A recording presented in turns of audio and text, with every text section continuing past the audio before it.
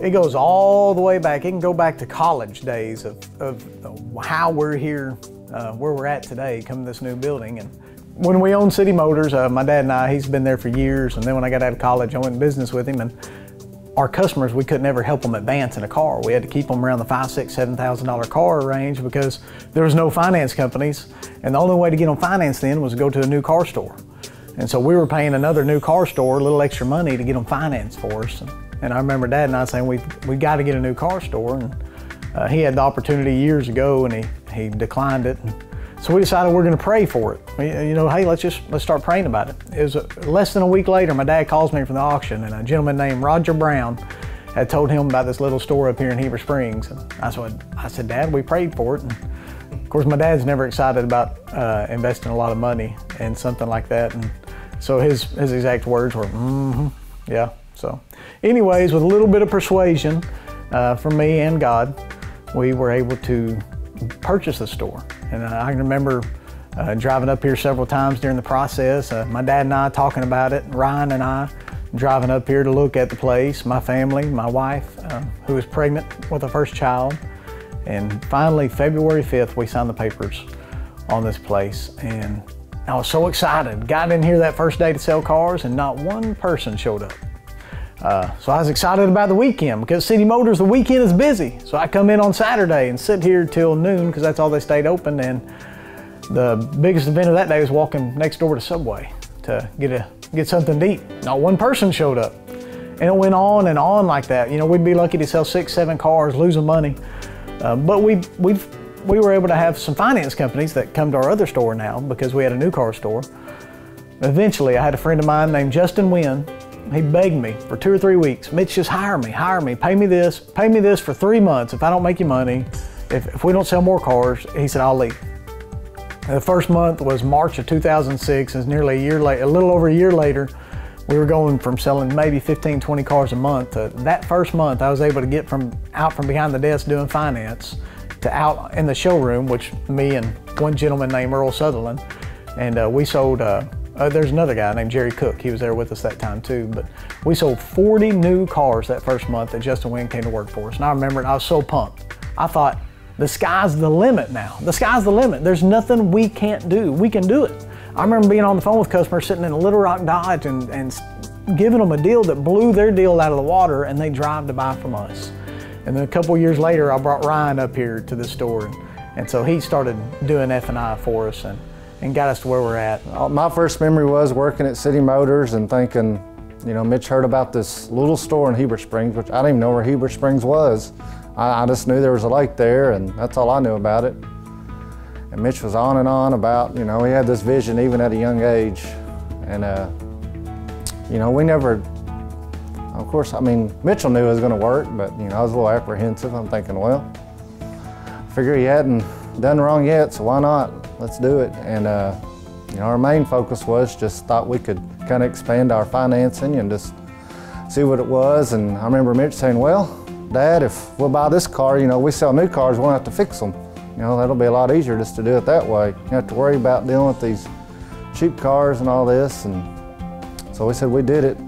So I remember riding up with Mitch. Well, he'd been up here several times, but I hadn't gone up there yet. I remember riding and thinking, my goodness, it takes forever to get here. And we pull up to the store and I'm thinking, well, where's the store at? It's like we're at some rundown business, you know, used to be up and going forever ago. He said, this is it. I said, oh gosh. Of course, I didn't tell him this thinking. I'm thinking, where in the world are we and what is he thinking? We always grew up around used car business, so we didn't know how to do new cars. And not that we treated people different, we just, you know, we didn't know how to sell a $40,000 or $50,000 car. We'd been around $5,000 or $6,000 cars. You know, so we just kind of started treating people how we would want to be treated and everything like that. And that's the way we started, and that's the way we still are today. You know, it might be on a larger scale, but I mean, that's what's made us successful, is just treating people how we would want to be treated. It's 2006 of October.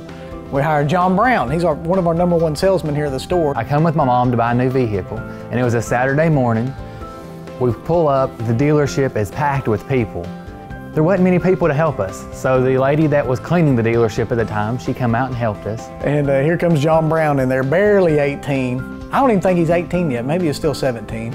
But he probably weighed, you know, what, 98 pounds dripping wet. Timid as all get out, wouldn't hardly look you in the eye, shake hands. And I met Mitch, and he asked me if I would be interested in selling cars. Well, I thought, well, no, I'm young. I don't know nothing about selling a car. Well, he wanted my name and my phone number. He left, and we said, well, we don't think you'll make it, but let's hire him anyways, because we need bodies to talk to people. And the main thing we want to do is just be nice to people. You know, I think these cars sell themselves. We're going to give the best price. People know what they want. We need somebody to be nice to them. And although he may make it a couple months, at least we can use him until we find somebody else. I came in on that Monday and been working here ever since. Well, I originally had just quit a job, and I happened to be at City Motors, and Mitchell walked in and was talking to his parents that one of his workers, the only receptionist that he had, was getting ready to go on maternity leave. He didn't know what he was going to do while she was gone. I said, well, you want me to come up and answer the phone for a few weeks? And he said, sure. And that's how I started 7 years ago. Thought I was just going to be here for a few weeks. I remember going and talking to Mitch and telling him that I had really prayed about it, and I felt like this is where God's plan for me was to be at Red River. Joey, I can remember, my wife telling me that Shannon, Joey's sister, had called her wanting us to hire Joey, and he'd been around the lot a couple of times. I'd seen him. My dad had hired him to detail cars, and I knew he was a go-getter, but also knew that he had, you know, the last couple of years before we hired him, he had been through some things, some addictions that he had to overcome, and I heard that he gave his heart to the Lord, and I know beyond a shadow of a doubt that God can change people, but I also know beyond a shadow of doubt that I've seen it over and over again, and people always relapse and go back, and I guess I've never really had an encounter with a person that God's brought out of an addiction and has been changed. So although I had all the faith in God in the world, I always had in the back of my head, well, what if I hire this guy? He's going to be just like every other person that I've met that supposedly have been changed. But anyways, prayed about it, thought about it, prayed about it, talked to my wife and my dad and mom, and we decided we're going to give him a shot because we've seen him work and he's a hard worker, so we're going to try it. I was nervous coming up here, and the whole way it was just like I was just so nervous about it, and I don't know why. I wanted God's will in my life, and the closer I got, the harder it was for me to keep going. And I almost turned around, but God said, "No, this is your destiny.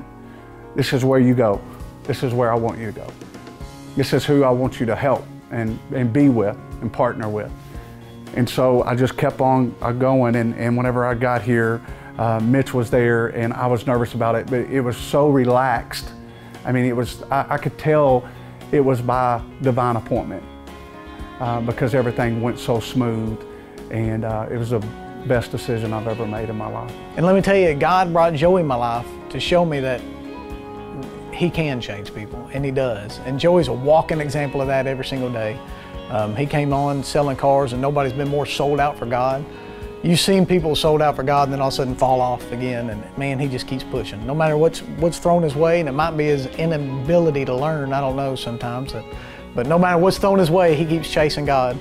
And he's been a big asset to this dealership. It's one of the best decisions we've ever made.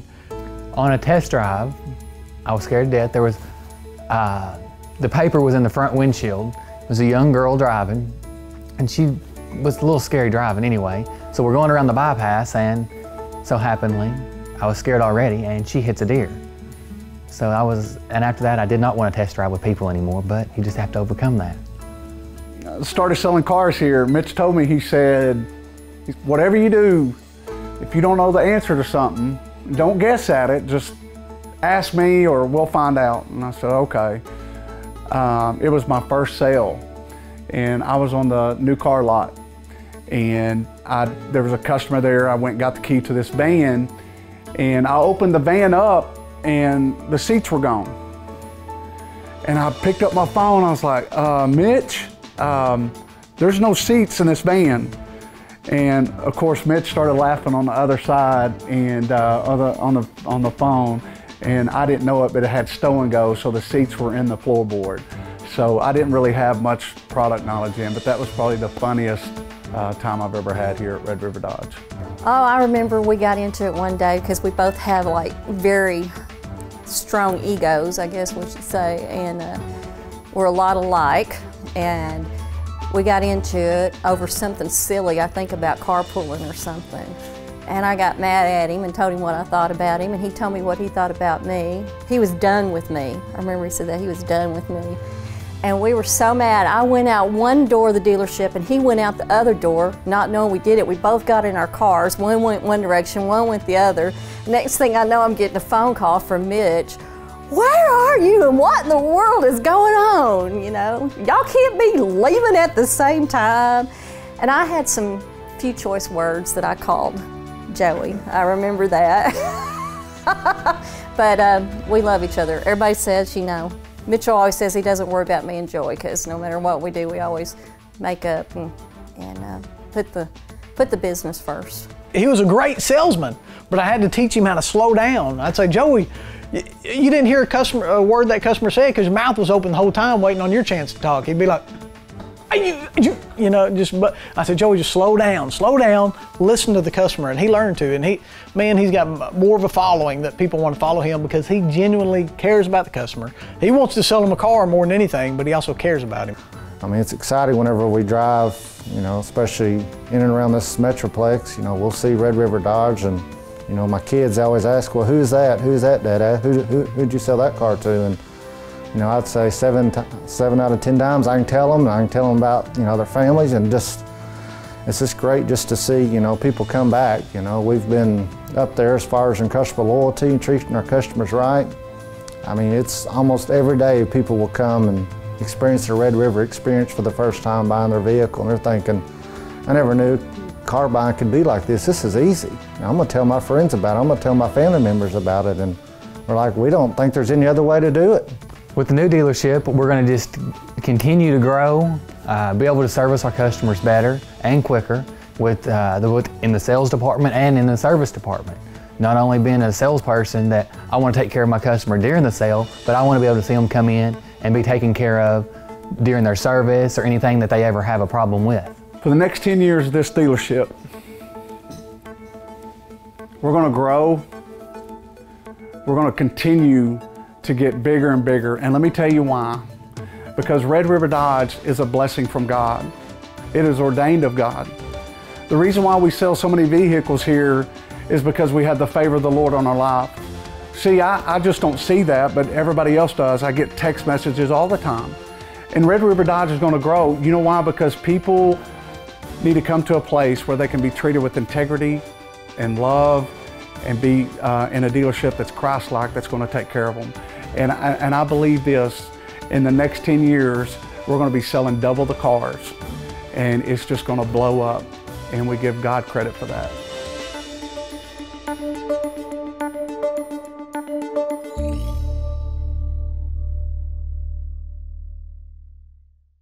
Tell me when you're ready. Is it okay to be nervous a little bit?